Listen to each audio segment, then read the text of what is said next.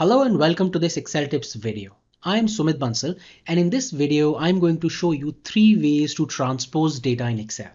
So here I have this data set, and to transpose this data I would first select it, I would copy this data, then I would go to the cell where I want to get the transposed data, right click, go to paste special, and in the paste special dialog box I would select all. In this case, if you only want the values you can click on values, or if you only want the formats you can choose formats.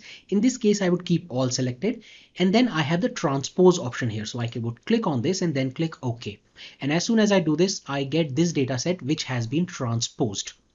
Now, with the paste special dialog box method, you get a static result, which means that if I make any changes in this data set, nothing would change here because this is a static value.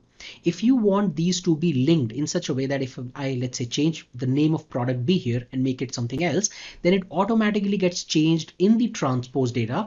Then you cannot use paste special, then you would have to use formula. So let me first remove this and show you how to use the formula to do this.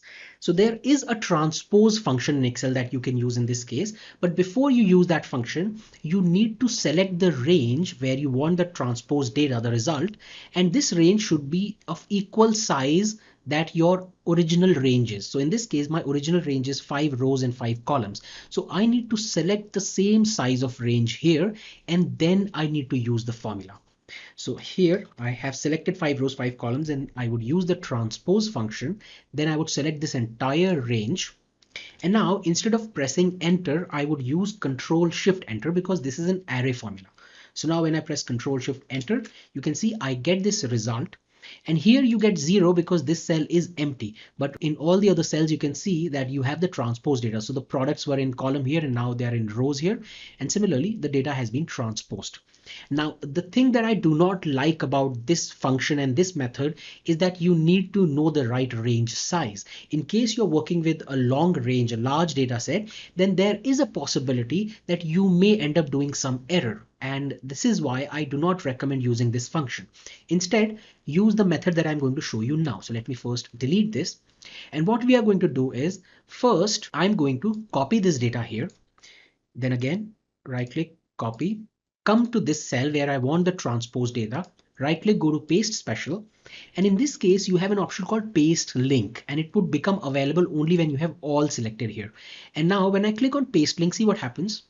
It would give me the same data set. So this is not the transposed version. This is the same data set, but it is linked to this cell. So now you can see when I select this, it says A2. So this is linked to the cell, and each of these cells are actually linked to the original data.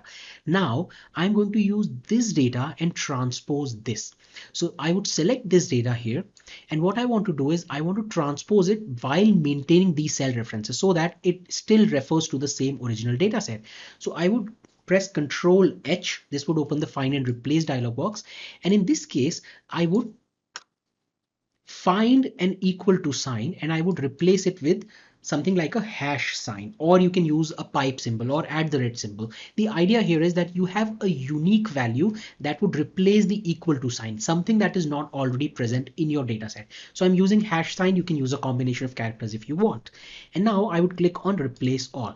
And as soon as I do this, you can see that now I have this value here where I have the cell reference, and instead of the equal to sign, I have the hash sign. Now I would copy this data, go to some other cell, right click, go to paste special, and here I would click on transpose and then click OK.